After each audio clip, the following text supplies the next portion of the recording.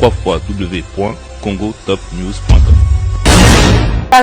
Maître Gims n'est presté qui et puis Fali y a moni ba félicitations y a Batou il y a quelques musiciens ba féliciter qui peut Fali jusqu'à Congolais toi ba confusion mais Fali n'a félicité il était par là ils sont ba discours c'est la félicitation Fali ma félicité pourquoi Rosela yango au moins il y a la page à Fali Instagram a Fali a fait publier mais pourquoi pas le faire je connais comment fonctionnent les artistes musiciens surtout ba ba succès des kings The King wana tout na tout cas The King na minute tout que c'est même pas Maître Gims.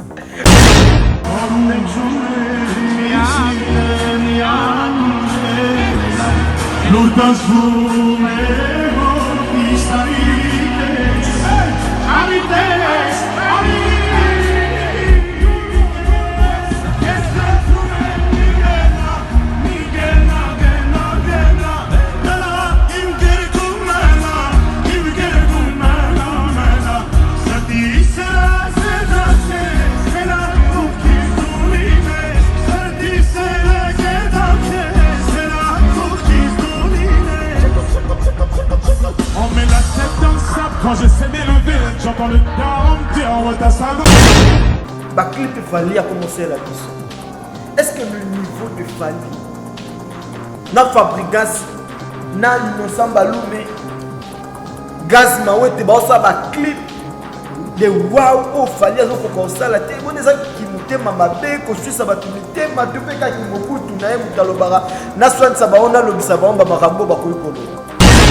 Chance nanga ya lelo mama chance nanga ya lelo tuna Noli Tambwe Noli le sage, Noli journaliste numéro 1 na tout kin, c'est Maître Gims.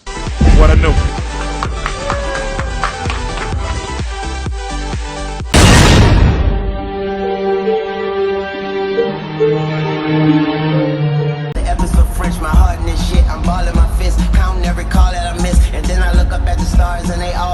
I'm falling forever. That just means I'm sent from heaven. Land on a broken heart, put it back together. My act together. Your man heart black as leather. Me and you could get together, make nasty weather. Her name was Marie. I met her in Paris. She a thief cause she stole my. She love to hear it beat. I love her from her head to her feet. She my sweet, sweet. Warm hearted, hot French missus. French kissing. And she got that French dip. I'm French dipping. Tell your boyfriend, listen. I am what you been missing. Don't you got your quarters on skipping.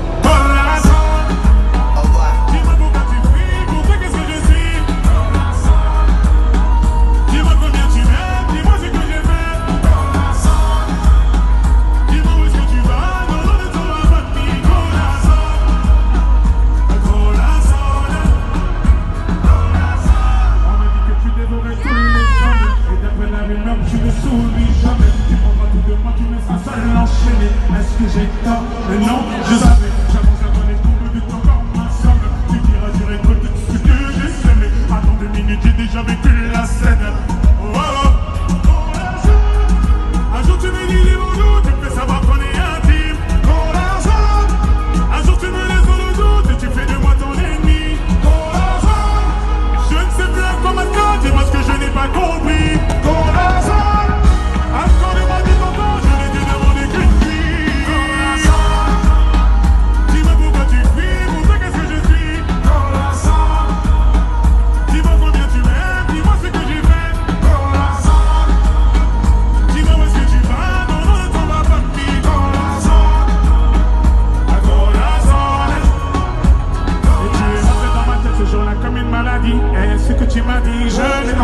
Et tu es rentré dans ma tête ce jour-là comme une maladie. Et ce que tu m'as dit, je l'ai en mélodie. Et tu es rentré dans ma tête ce jour-là comme une maladie. Et ce que tu m'as dit, je l'ai en mélodie. Et tu es rentré dans ma tête ce jour-là comme une maladie. Et ce que tu m'as dit, je l'ai en mélodie. Et tu es rentré dans ma tête ce jour-là comme une maladie. Et ce que tu m'as dit, je l'ai en mélodie. Dis-moi pourquoi tu fuis, pourquoi qu'est-ce que je suis. Dis-moi combien tu m'aimes, dis-moi ce que j'ai fait. Dis-moi où est-ce que tu vas, non, non, ne t'en vas pas de vie.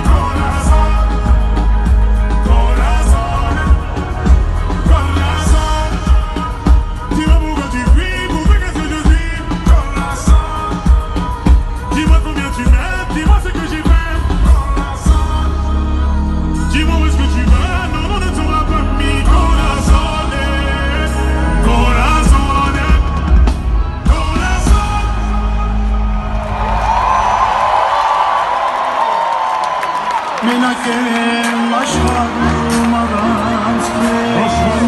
bienvenue sur www.Congo Top News de mon boss Nolita Mboulessage que je salue depuis Paris.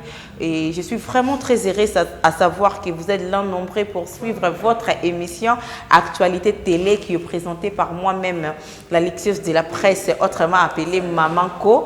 Donc, vraiment. Donc, je suis vraiment très heureuse à savoir que vous êtes là nombreux. Vraiment, aujourd'hui, j'ai le réel plaisir de recevoir pour vous un de mes confrères qui s'appelle les jeunes Nondi Mobutu, notre Mobutu, donc notre intello de la presse, j'ai le réel plaisir de recevoir pour lui et de recevoir plutôt pour vous les jeunes Nondi Mobutu. On va parler de tout, on va parler de l'actualité. Maître Gims qui vient de se produire là-bas à Paris, au Stade de France, ça a été vraiment du jamais vu. C'est pour une première fois dans le Stade de France et tout le niveau. On va essayer un peu d'en parler avec mon frère, tout un peu partager sur Rango. C'était tellement waouh, il a à dire, il a vraiment à prononcer par rapport à tout ça. Et on te tous là, vraiment naïe. Un grand merci à Nolita Mboulessage pour l'opportunité, pour la confiance, surtout pour la confiance. Pour la considération. En tout cas, merci beaucoup à mon boss Nolita Mboulessage. Là, je vois Siamoulex, Aigle Noir et l'équipe Kilo. Pourquoi pas Tarkion Boakas, les jeunes millionnaires. Vous êtes là nombreux, il y a du monde à taille avantageuse. Il y a du monde à taille avantageuse. Gros bisous à toi et pourquoi pas à Apocalypse Bella de Guzman depuis les États-Unis. Dédicace spéciale. Dédicace spéciale à Bosco Itoile les mignons depuis Paris. Je te fais des gros bisous, Bosco Itoile les mignons, garçon slim, garçon wow. Bosco Itoile les mignons, gros bisous à toi de ma part. Hein? Gros bisous à toi les mignons, Bosco Itoile. Dédicace spéciale pour toi. Sans plus tarder, je vais commencer déjà mon émission à recevoir mon invité. Ça va? Ça va, Alexiez. Lui, c'est Mobutu Nondi, le sénateur Adricha. Le roi de la forêt, ils ont juste des dédicaces à ça. Lui, c'est le jeune Nondi Mobutu, notre Mobutu, veut dire notre intello de la presse. Donc, c'est avec lui qu'on va essayer un peu de parler, de discuter, de débattre par rapport à l'actualité. Ça va, tout se passe bien? Non, très bien, je ne crains pas. Tu ne crains pas? Moi, je sais, toujours, yo bangaté. Vous avez tellement la confiance en soi que je ne sais pas. On peut se mettre, s'il te plaît. En tout cas, va te faire dans l'annexieuse, pardon. Oui. Bosco Itoile, on a confirmé. Moni, cause on a la possibilité, ça va avec. Moi, esthétique peut en autres, aspect physique peut contact. Il reflètera peu besoin mon. Ah ouais. Bosco Itoile le mignon, on a habité quoi. Tala non denga nazali, je suis mignon comme toi, donc ça va avec, donc ça rime quoi. Je te salue là où tu es. Avant la bande d'émission aussi, c'est en fait le dédicace, le les cabas dédicace, mais surtout une émission, il y a Bosco Itoile. Ah ouais. Donc merci beaucoup. Je t'en prie, hein, merci. Voilà. Déjà, tout se passe bien de ton côté. On a vu déjà que tout ça, la biso internaute, est-ce que Aza bien, tout se passe bien chez lui ou comment? Non, ça va, seulement que ma chaîne Impact World, tout le partenaire, soutenir biso pour Impact Info World, tout soit moins stabilité quoi. Donc tu éviter Bosco Itobaza. Non, si Amoulex, solo là si Amoulex, il y aura les jeunes non d'azolela, si Amoulex mon papa, azolela, Tarkion Boakasa. Donc tu évites que soutien à Bino, donc voilà, mais sinon tes santé morale, tu as au zénith, et puis santé physique un temps. Donc il n'y a pas à dire. Santé physique un temps. Parlons directement de l'actualité. Toi et moi, tu sais bien que Maître Gims a aussi s'est produire, c'était avant-hier, le samedi, dans le Stade de France. Comment on a un niveau, il y a plein wana. C'est notre frère congolais. À un passeport congolais, le rôle là. Congolais parce que bisonde tous ça tout comme bangolais aux un passeport angolais donc côté la Maître Gims c'est un congolais comme toi et moi c'est notre frère et puis ça la fierté modèle et au monde est plein à modèle wana et aux qui na émotion avant bandolo balika réponse na yo la betina na beaucoup pour Maître Gims coup de chapeau na Oui. Maître Gims. Oui. En tout cas, côté papa Naya Zalak Azali, n'habité na minute so kazo se retrouver ndenge nini so pas na sambe tu ya oseka so ndenge nini nazo ebati. Mais heureusement car toi balanzambe toyebi eloko nini balobaka étoile. Maître Gims oyo sali pour la Afrique mobimba. Pour la République démocratique du Congo, pour la Afrique d'abord. Oui. C'est-à-dire qu'on détrône Johnny Hallyday, le tout grand Johnny Hallyday de la France. Maître Gims vient de montrer de quoi l'Africain est capable de tout faire, de battre à n'importe quel record. Franchement, na romona Maître Gims n'est pas na makamune. Moni France pardon, Stade de France c'est l'euro ya mukiete. Stade de France américain Jackson Tolobé lango. Stade de France c'est Céline Dion Tolobé lango. Mais comment na Maître Gims Robert à Stade de France na mona ki ngombe na kama ki mingi te parce que ce Maître Gims. Moi, je savais qu'il y a dans le Stade de France, il y a la plan, oui, mais il y a un modèle, la podium. La Lexus. Oui.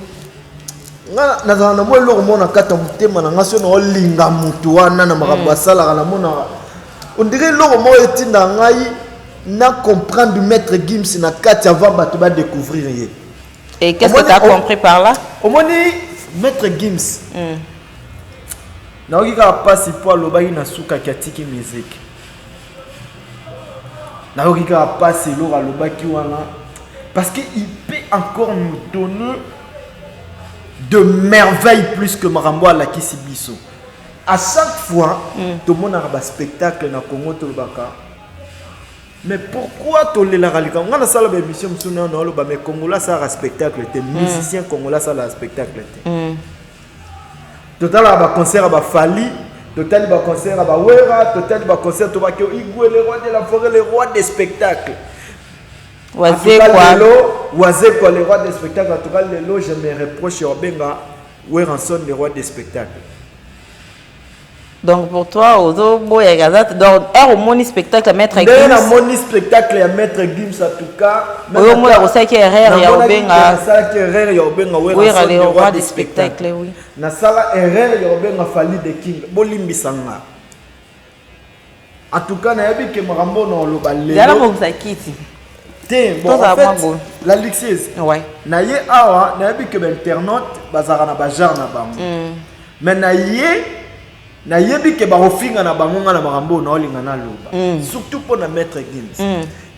La Lexus, nous la presse, nous avons l'obligation. Oui. Ya loba, et puis qu'on acclamer ba Marambo oyo ezo sa ba œuvre ya bo. Il faut tout vivre na mais nous allons moins se moiner. Barambo to mona na miso yango. Bongele meso moine. Biso to ba Kongo ngala mu Kongo. Ya na Kikongo bongele meso moine. Bongele meso moine. Moine. Bola mweso. Ah, kosi bongele butoki bongele moine, soki bongele meso moine. Ya wana. Na Congo to na défaut moko. Défaut na biso eza makambo eza inutile. Oui. Yango to tombolaka. Obinga na onde to sala analyse lelo. Normalement, na tala ba chaîne YouTube o elekisaka ba émission actualité papa ba côté si ba olexamo lelo resal midi ku ba saleliam. Et tina la muki. To komi na erreur to tourner émission ngana yo. Na moni aucune mission d'analyse salemi na Congo na biso. Lelo je comprends à tel point congolais Azamute Mamabe. Et je comprends à tel point la presse congolaise est manipulée. Mais non, peut-être pour eux, les autres voient que non, Maître Gims, Kenda, on a moins musique, moi, boy, Nenga Kenda, pour eux, peut-être que non, pour Baya aussi, il fallait la rumba. Il fallait aller un congolais, même musicien congolais, doit mettre la rumba, oui. J'ai un frère, le roi Dikembe Sibakalinga. Il n'est pas en France. Oui. Et puis, le patron comme si vous m'attendez sur l'interférence hein na conférence Dikembe sazo kamwa ndenge nini ngo congolais azora mettre Gims abimisi libanda a déclassé de ramener le roi aux étrangers niveau ya grandeur ya mettre Gims Congo kokango te ako ka charge ako na charge surtout zongisi na musique congolaise on dirait musique congolaise hein? Oui. On dirait tom sous au tchama au tchaba te belé mupanzi mettre Gims aza portant ya passeport congolais tilelo. C'est un Congolais. C'est un Congolais. Combien de fois il a été influencé et pas un français pour comme un français, a changé de nationalité. Mais il garde le passeport congolais. Oui. Mais automatiquement, tant au monde a marambabou, la lexièse. Attends qu'il me dise ma banque na Congo. Même à ta gouvernement congolais et koki kota la marambo té. Quelle est ta réaction à voir que Maître Gims a joué au Stade de France malgré tout ce qu'il a fait à Tondisi Ango et réaction il y a des musiciens congolais Nabiso vis-à-vis on a vu celle était là au moins Ameka a félicité qui Maître Gims Jubem Piana il paraîtrait faire égaux la paix mais je pas vu. Oui donc non, dans la Bible, il paraîtrait. Il y a celle là mon qui par rapport à oui. Attends, laisse-moi finir ma question. Comment on a que collègues n'est musicien, quelle que soit la différence, il y a musique bazo bêta. Comment on a que Maître Gims n'enga sali ba mamboana sali wana c'est elle le bêta la maboko. Fier d'être congolaise, fier d'être congolaise parce que il y a un Maître Gims qui est de notre. On a notre Maître Gims. Et puis quand là seulement un Congolais et bah frère n'est pas musicien, bah collègue n'est pas musicien, et l'équipe même pas du personne oh bah féliciter. Bah Congolais bah lâche, bah mité mama B. Oui. Moi bah musicien congolais, bah mité mama B à Rosaranate. Yango do mona pour ba fungola ba mo ba porte mususu ya industrie ndenge na mo business ya musique etambolaka.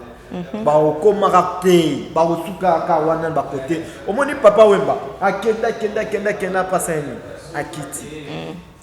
On n'a pas vu un Congolais non bien Maître Gims a botami na Congo lokola fali denga botama na bandal Maître Gims pas botami na Congo kotala marambo Maître Gims au sala libanda ya Congo est-ce que un homme n'a un exemple t'es ok là ma comparaison de bazo comparer mais la ligne tu ok dans le contexte on a vu qu'il y a réaction il y a la collègue musicien oui parce que quand on a bateau va féliciter non na mona ta 10 musiciens na moni na totaliser dans tête 10 musiciens mo boyer o ayo ko ça mamba on peut-être c'est qui un étranger le quoi Davido le quoi la Arafat le quoi nini balingi ba yewane belé ba diko beta maboko balingi bedo bazana pona ko s'il vous plaît ya on azoloba non lingala faire comprendre bato que Maître Gims c'est pas un étranger bato bazo fanda kimia eza parce que baza mité mama be balinga kaka ezala bango moi jalousie moi keto effectivement ezala bango babetela bango maboko bango nde ba king bango nde banani bango nde banani bango nde mutu basala osomona donc lelo komona makambo Maître Gims au sala est-ce qu'il y a un Congolais ou afana na Kinshasa lelo ba musicien na biso tout on a Congo bazo ba disque de diamant mais Maître Gims ana et belé na kata kwa tunaye mais tant mususu ko gangela o ba mission biso ba gangela tant mususu ba disque d'or na ba sika au moment d'avait dit que showbiz c'est tondi boy waouh naza danger naza boyer c'est-à-dire baza niveau mon côté ya ngwana omona ke mutema mabe mutema na bango ebanda ko swa bango kake ebanda ko swa bango ebanda ko swa bango mais parlons de ça ce que Zaki tout le monde Davido betaki na matanga ya nani awa ya Arafat. Il y avait des Congolais là-bas. On a eu Kofi Olomide, Ezaki na Bill Clinton. S'il te plaît, Ezaki Kofi Olomide, Ezaki Bill Clinton, Ezaki Fali Poupa pour citer nos cas bango. Mais bazaki na matanga ya DJ Arafat mais Air Davido ko beta ba biso moka ba congolais to ignoraki lisusu baninga bandeko na biso ba congolais quoi et comme ka bomoni de Davido kangi bino catch bomoni de Davido salaki boye bomoni ndenge Davido salaki boye donc par là je vais dire quoi que ce que zalaki étranger nde muta salaki makambo wana mbele yindi awa na kimutema mabe biso ba congolais. Nekimutema bébé so ba congolais ngo za bomoni ya bochaka minoko tala ya beti boy tala boy mais notre maître Gims veut dire notre Gims oui que c'est linga fière d'être congolaise er non tala ba photo non tala niveau plus on a ce maître Gims ana makila na nga ya congolaise ya ba congolais donc je suis tellement fière mais ça fait mal yo mona ke ba olobela ngote Alexis, oui. Stade de France ou un niveau et puis je vais te rappeler que les anciens président de France a goûté au Koufa Awa malgré matanga ya Jacques Chirac malgré matanga ya Jacques Chirac mais affecté production wana té et ça qui toujours plein à craquer puis na ba billet combien c'est ça qui na ba mboka mususu et l'artiste peut-être mususu oui to linga to mona climat linga keza ma lili ya kosaka na teta musu ba bange ba bimate mais maître Gims a levé défi wana malgré actualité après ex-président c'est-à-dire président ou Amélie France a tambusi ba on a ba belé Jacques Chirac c'est pas n'importe quel c'est pas n'importe qui oui mais maître Gims a donné il a assumé je fais des bisous à attends je vais n'appeler ça non n'appeler ça notre tante à maître Gims ko nazala naï au moins dans ba ketora ba répertoire moroté en fait donc tante à maître Gims veut dire ya botamina aobenga papa Juna aobenga et tonton donc je sais pas quoi ça ba cousine habité beau calculer Mireille la japonaise, la maman de jumelles, je te fais des gros bisous. Mireille la japonaise, je te fais des gros bisous. Donc par là, tous on a la bisou de ma camtoine Koloba. Congola ça tellement m'té mamabé.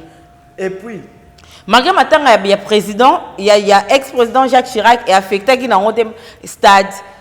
Il y a eu de personnes baouti de partout, États-Unis, baouti partout dans tous les 5 continents, qui ont assisté à l'événement. Et puis pour comprendre que Congolais ont été mamabé, les musiciens congolais il faut changer. Soprano, au moins les musiciens en France. Soprano. Même les artistes américains, Maître Gims c'est un monstre. Soprano lobby. Mon frère, tu as fait ce que nous n'avons pas encore fait. Fils trop mignon, papa et son fils. Trop mignon, papa et son fils, la fierté de l'Afrique. Mon daddy et mon frère. Mon daddy et mon frère, notre Guigui national. Oui, c'est la famille. Trop mignon. C'est le premier artiste musique urbaine à Beta Stade de France Yandengewana. Et aujourd'hui, c'est le seul artiste musicien au Beta Ndenge Moko. Na Johnny Hallyday. Mais aujourd'hui, quand tu écoutes, tu entends parler, comment comparer, parce que Congolais a créé Makambu, les jours au jour, quoi. Les deux commis, comparer Maître Gims n'a fallu. Créneau Moroté. Créneau Moroté, tu peux le développer, c'est-à-dire quoi? Non, niveau Moroté. Niveau mon côté. Au moins, côté Falia Zolinga Koma. Oui. Congolais, pourquoi toi, Rabongo? Stade de France wana comparaison parce que kaka maître Gims n'est pas presté qui et puis fali a moni ba félicitations ya batou il y a quelques musiciens ba féliciter qui peut fali jusqu'à après Congolais toi ba confusion mais fali na féliciter il était par là ils sont ba discours c'est la félicitation fali ma félicité pourquoi orozela yango au moins il vient na page fali Instagram fali a fait publier mais pourquoi pas le faire? Je connais comment fonctionnent les artistes musiciens, surtout dans le succès. Des Kings. Des Kings, voilà, en tout cas, des Kings, c'est la même pas Maître Gims. Voilà le problème de la famille. On se reprend. Congolais a dit que comparer Maître Gims n'a fallu. Il fallait Betty Tokos musique, il n'y avait même pas un disque d'or, il y a disque nul. C'était le single d'or à Betty-Wan. Oh, peut-être il y a chanson Naina Bouba. Maître Gims a mis ça album, disque de platine, disque de diamant. niveau au maître Gims azanango musique internationale za maître Gims ba fali bazana ce sont des débutants na ba mwana fali est-ce que tu peux accepter na yebisa yo que maître Gims c'est aussi par exemple Dadju oui même à ta Dadju ndenga kenda na makamune musique au Dadju beta c'est pas la musique que fali fait musique mais fali aza plus na rumba. C'est vrai. Oui. Batika Fali na niveau au Fali Azanango. Batika comparaison. C'est un artiste, un musicien. Peut-être on a Katia Congo, Azo trôné. Hein? Nakata Congo, en tout cas, Fali un temps le bango en Afrique, il a la place, il a le grand nom en Afrique. Mais à niveau au Bazo Lingaba comme c'est là, Fali peut mettre Gims, c'était pas musika. Au moment Stade de France, Maître Gims Sabeti. Concert et billet à moins cher, c'était 90 €. 90 €, oui. Si on a Congo, babeta ba concert, il y a ba bongo. Donc niveau billet cher, ils ont mis même $100. Nandenge na bisa Congo oui. kuna. C'est ce qu'on a expliqué le roman pour comprendre. Vas-y. Moi ba stade tout ba wera ba Kofi ba beta ba JB ba beta 1000 francs. Ba 10 francs, c'est même pas $10. Ba 5 $. On se comprend. Le stade doit avoir $5. $5 voilà pour tes enfants. Il trop. Mexico yo. Parce que l'autre jour avec JB na wera ba beta pe stade de martyr ba vas-y. Tricage au ça le marana Congo. Ça dit wera koti ba fongo stade de France, stade de martyr à koti na ba chege ba tunyo surtout ba koti. Et tout dit si martyr. Mais kuna na France bato baso ba carte bleue kati osombi par réservation. Si. On se comprend. Ouais. Niveau moroté ba ozola pembo ndenge moroté. Batika ko comparer bato ba ko comparer te mettre Gims na Congo azala te. Na Afrique pas zate mettre Gims na Davido ba baza pembenité ba niveau moroté. Gims aleki na Davido. Oh ba ndenge moroté mettre Gims azana mona ba Lil Wayne. Maître Gims c'est un monument en France. Maître Gims c'est un village qu'on a au Maroc. C'est seulement honte. Et ça niveau bandalité, niveau ya moflérité, niveau ya ninité, maman loba o eza solo. Mais comme on a la vérité, est-ce que vous êtes conscient? Mais tu n'as qu'à dire la vérité. Nazali fanatique de musique ya Congo, oui. Na solo la très bien na ba musicien surtout. Et surtout les presse congolaise d'ozalité mama B. Makaboto ko loba to betango kara. Ma futilité, on va kangaki ba sali ko de l'internet et quitter Mati. Na ba sija buzoba. On a mutabeti stade de France na quitter son na ba tunyo surtout bien. A kanga ba photo. Mais ceux qui mutu mususu abeti par exemple showbiz. Mais il faut yoka showbiz. Combien de places? Maître Gims ça fait plus de 80 000 places assises. Parce que Stade de France a 80 000 places assises. Mais si koyo na sima côté ba tia podium ba kangarango parce qu'il faut ba tia podium. Mais Maître Gims a beti tout wana et puis na batu bazala ki na pelouse.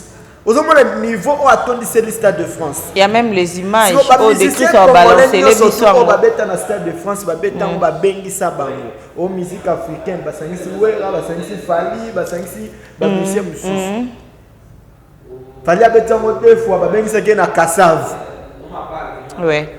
Aux hommes comprendre. Mais Maître Gims Stade de France, ça dit ndenge moko Johnny Hallyday, ndenge moko na Michael Jackson, ndenge moko na Céline Dion, ça dit niveau na bisoté ça il mérite même d'être décoré. Mais il faut pas décorer na Congo. Oui. Ce qui va et le que ça n'a pas si hein. Oui.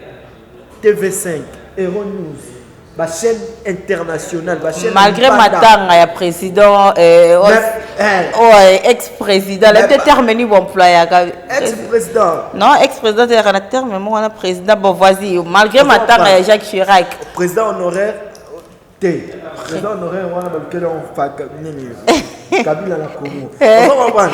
Vas-y. Malgré mais balobeli yango. Oui. Mais RTNC, til lelo na mona RTNC c'était chaîne nationale ya Maître Gims. Til lelo balobeli yango te. Au moins niveau kindoki. Kimutema mabe. Niveau ya kindoki na kata Congo impossible. T'es Congolais, faut te changer quand même. Congolais, faut te changer quand même. Big dédicace à ma soeur, veut dire Josia Metio, la faut sentir moana.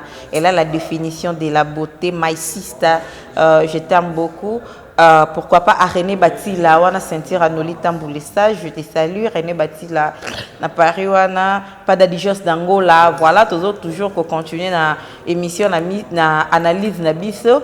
Je sais que au fin, là, va supporter la vérité. Ils vont venir là, nous insulter, nanani, nanana, ben. On s'en fout, on n'a qu'à dire la vérité. Oui. Vraiment comparer les lots vraiment. On a internet. On retire ba combo no benga bat. En tout cas, bato nyo surtout ba kumisara ba artiste musicien bazara na kata Congo botika ko comparer ba vena biso ba fana na Kinshasa na Maître Gims. S'il vous plaît. Presse congolaise, tous habités ma malam, tout là, l'essentiel, aux important, information à malam, actualité à malam, il faut tout applaudir yango to lobela yango. Oui. Que Maître Gims peut à quoi se sentir vraiment, mais beaucoup on peut s'en bon rebelle, bon dit mal, bon on a tenu changer nango, puis niveau to perdre dans Congo. Parce que oyo Maître Gims ça sali lelo na kata Afrique. Mais il n'y a pas à reprocher. Oh, Maître Gims a sali les noms. Et les cartes d'actualité, il y a Fatih Nengazoli pouvoir. Parce que le pouvoir a Fatih Badoutan. Mais personne n'en parle. Surtout dans la communauté congolaise. Barolo Belango Neni Maman, maman. Barolo Belango Neni, Sozaï Karim Mokonza Tiki Mutakala, Batunyo Zoto Karim Mokonza Tiki Mutakala. Celui qui Jean-Marie Lukula, c'est un fingi au Mona Glory, au Langa Sali analyse. A celle qui direct à Zolo Bado Finga. Quel piano Roloba? Oh, nous sommes au Roloba. Ya on a comment on dit Manangaï, Nani, na comment on dit Manangaï, Jazz Kavoulou. Parce que Jazz Kavoulou, alors, à Lobara Makamba Boé, à féliciter à Maraba Boé. C'est Léo, bon, la c'est Léo. C'est le auto condamné capo vina comment le qui s'en est pas fallu. Mais il y a des fois c'est le aloba asala makambo sous sorti avec était mouton ça makambo. Ce c'est le atiki ka ba distraction. Oya ko kotara na vie a fallu ko finga ka fallu tout ça parce que tango ko finga ki para hote. A calculer au mon appel à ozonga vers na kibomoto. Parce que c'est le na mona kasa ka ba acte moko ya ko applaudir. Innocent Éthiopie, malgré que nous avons polémique. Mais c'est là applaudira oui, je n'en disconviens pas ça là par rapport à le bien obsédé na fali et puis sur la bique moto na fali déjà m'a courir les karaté il y a quoi prier en on est qui entre parenthèses mais na acte secondaire il y a quoi applaudir na effet mo est réel et fait mo batunir surtout oh faut le beau amté mama b que sur au talibobi que oui on doit applaudir il a raison quand même. Non, donc il ne peut pas chuter, c'était juste. Moi, on a raisonnement Congo. Après, si nous li tambo mbote rotazali, nous li tambo les sages. Mais bon, c'est tambo était tambo. Nous li tambo les sages. Nous li tambo les sages. Oui. Merci pour notre image direct au sala. La presse a besoin de gens comme vous. Hein, nous li tambo. Pourquoi tu as un complexe inutilité ou non ça pour qui na mon arayo héritier azali aux an héritier de mon anga nga utika ko mon anga te na leki na offing artiste musicien morobo sauf qu'on a le droit de roloba soki likambo et se féliciter voilà et surtout que les fans ne savent pas faire la différence entre les insultes et puis qu'on ça la remarque morobo entre les insultes et qu'on ça la remarque pour eux ça la remarque comme que non fiti wana za la mutaboye o afinga ki wasel tandis que na ça non différent les injures réserve na bandi ko ya koloba que non non di amu kuse non do melaka diamba non do zo wana nazo finga Mais quand on a école, non, non, tu fais bien ton travail, sauf que il faut éviter, par exemple, ndongo tambola na Lauriane Kembola Pulga. Parce que quand baby c'est là, là, ou soit que l'autre bossa qui clip bien mes places où il fallait pas à la boue. Et ne savent pas. Ils viennent toujours là nous insulter pour rien. Les musiciens congolais, ça na bango ezaswe ba mati. Basa. Comme na niveau ya maître Gimsi ndenge nini. Na niveau ya ba Youssoufa, ba Dadju, comme na ba niveau na bango camp. Pendant que ceux qui ont eu moins succès muté au commis lendo ya Rosakanatin. Dans la net par exemple Fali parce que Fali c'est un artiste on a la musique n'est ma case. Et il y a des fois il comme en ça m'énerve. Par exemple le clip il fallait remonter la bisson à Congo. Clip il fallait commencer la bisson. Est-ce que le niveau de Fali na Fabrigas na Innocent Balume Gaz Mawete ba ba clip de wow oh Fali azo ko sala te bon eza ki mutema mabe ko suisa batu mitema to pe ka ki mobutu na ye mutalobara na swanza ba ona lobisa ba omba makambo ba ko ikoloba. Là tu parles de humanisme. Humanisme karaté kobanda générique na ya contrôle ya école. Oui. Kobanda générique na ye. Ti na humanisme o aye on. Abanda ke ku na tokos. Nzembo le roi juste une danse. Clip le roi va saler on a téléphone il y a Galaxy 7. Osomona. Oui. Niveau ya Fali. Banzembo toyo ka le belle mélodie mais niveau na mais sais-tu combien Maître Gims dépense pour faire un clip, un vidéoclip? Oui. Tu sais combien il fait pendant ça la Kolukakara azala très bien entouré. Si vous comparez Moutandengwana, aujourd'hui Fali se positionne peut-être la première place Nandinga Kinshasa, Nandinga Congo, Nandinga Mission, parce qu'il est très bien entouré. Mais entourage il a fallu, on dirait qu'on perdre niveau morobo. Alors, ceux qui sont fanatiques, on va comparer les lots Maître Gims n'a fallu peut-être Bazolinga, fallu atteindre le niveau de Maître Gims. C'est bien, besoin d'encourager Fali. Maintenant, besoin de le niveau de Maître Gims, besoin d'affaiblir Fali, peut-être par rapport au rythme congolais bazarana. Fali est mort dans le niveau mon Maître Gims, vraiment invité quand on veut qu'on fait le homoni. Ah c'est cahier mon corps, ah c'est la tende bon comparé à Maître Gims. On s'en reprend. Oui. Non, toi on a besoin de musiciens congolais ba évoluer, mais presque na biso ya Congo il faut tout contribuer na évolution ya artiste na biso oui oui. Quand ça va mal, on doit en parler, oui. Que ça va mal. Oui. Moi, on a parlé de ça parce que c'était un juste et un grand de notre musique maltraité comme ça, injustement, tu vois, tout le c'est la montée. Commission à Saint-Cyr, au moment où c'est un bafou tambon. Et ça, c'est un yo musala na okolande la test. Est-ce qu'il y a des insanités dans le cas de test? Mais yo comment est-ce que l'artiste ne va foutre un bon? Au moment là, et les lots payés bien que l'artiste musicien ne Kofi Akanga qui on a, l'artiste musicien à Congo, bah appuyer Kofi Olomide, à part la réaction de Fali, oh la qui nous vient tous ensemble, na yo tout ça. Deux ans on dengue à Congo. Les Andinga ba congolais, voilà pour chiter. Moi je dirais un grand merci à notre frère congolais, Maître Gims. C'est notre fierté de la musique. On acclame même. Donc on n'a rien à dire. Tu as fait un truc de waouh. Donc tu as assumé, tu as assuré, fier d'être congolaise aujourd'hui parce qu'il y a un Maître Gims qui est de notre. Donc big félicitations à toi et puis tout dans l'État congolais, dans l'État nabiso vraiment. Donc Maître Gims doit être décoré en étant vivant. Il faut. Donc je fais falloir même. Je fais falloir même. Donc j'acclame et puis c'est notre fierté. Là vraiment je suis fière d'être congolaise parce qu'il y a notre Gims. Il y a un Gims qui est de notre. Donc félicitations à toi déjà pour chiter. Peut-être un mot de la fin Nayo par rapport à Et puis, le mot de la fin, oui. Kabolimbisanga bato baza lésé. Oui. Bato bao sepelate, ba sepelite na marambo na lobby, je n'ai dit que la vérité au na mona na Congo et na longola bino na ba. Et puis bato batala, moi bato batala rabiso na ba internet batala rabiso ba na poto o bo voix misa ba journaliste to ba chroniqueur o bo koki ko voix misa te di couleur o tala ba buzo ba na bango ba analyse la kona bango. Botika, botala, bopona pe ba marambo boko holandais ça la biso bien. Aux enfants, c'est juste ça. Donc, je dirais un grand merci. Et puis merci à toi pour ton temps, pour d'être là toujours présent.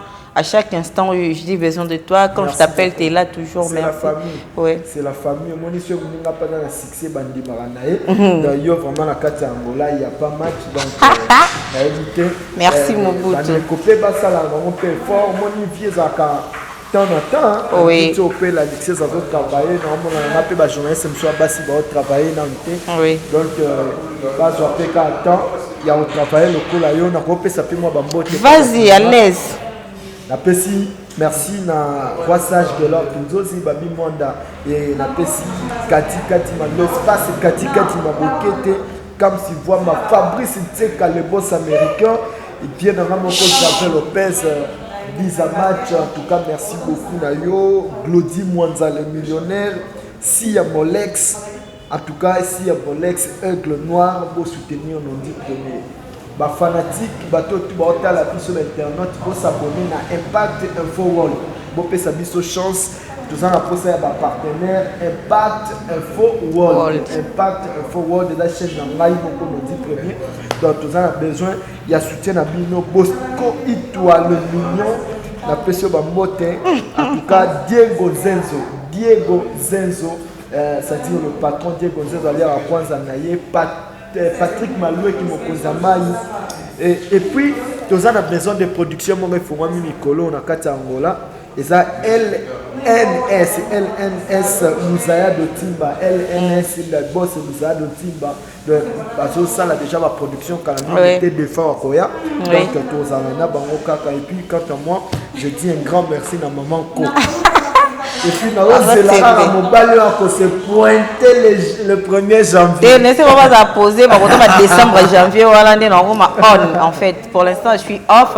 Un grand merci à Elvis Foulama, salon de coiffure, c'est beau cadre. On va faire ça pour nous retourner toujours mes missions à Biso. Big salutation à Elvis Foulama, salon de coiffure. Narou à 16 à Marthe, vous venez de partout. Boye, vous avez confort et Lauriane Kembo la poule qui nous a assisté. Gros bisous à toi. Et Josia Metio la mon sang, vraiment, il a la définition. Elle a la définition de la beauté. Je l'aime trop. My sister, s'il vous plaît, prends mon téléphone. Nous sommes en direct, voilà, réponds. Voilà, Josia Metiola, on peut se lever, hein. Oui, vas-y. Josia Metiola qui est mon sang, je l'aime trop, ma sœur, pourquoi pas, à ma jalouse de sœur. Là, je vois Fais Astrofloqueur depuis Paris, gros bisous à toi. Et maman Céline, depuis Paris, je te fais des gros bisous. C'est grâce à toi que je suis comme ça, toujours confort. Maman Céline depuis Paris, gros bisous à toi. Et pourquoi pas, nous avons un Bogar, Guylaine Sakiakuba. Il y a Metiola, donc, veut dire, Biso Pembezara, vraiment, et Singa. Veut dire, il y a famille, il y a Metiola, Lissousou. Ma famille, je vous aime beaucoup, la famille. La famille est tellement sacrée. Bosco Itsoa, les mignons. Les mignons, Bosco Itsoa, les mignons garçons depuis Paris. Je te fais des gros bisous. Quant à moi, je vous aime beaucoup. On se retrouve très prochainement. N'oubliez pas de vous abonner sur www.congo Top News de lui-même Noli Tamboulé Sage. Abonnez-vous massivement sur www.congo Top News de lui-même Noli Tamboulé Sage. Quant à moi, je vous aime beaucoup. On se retrouve prochainement. Allez, bisous, bye.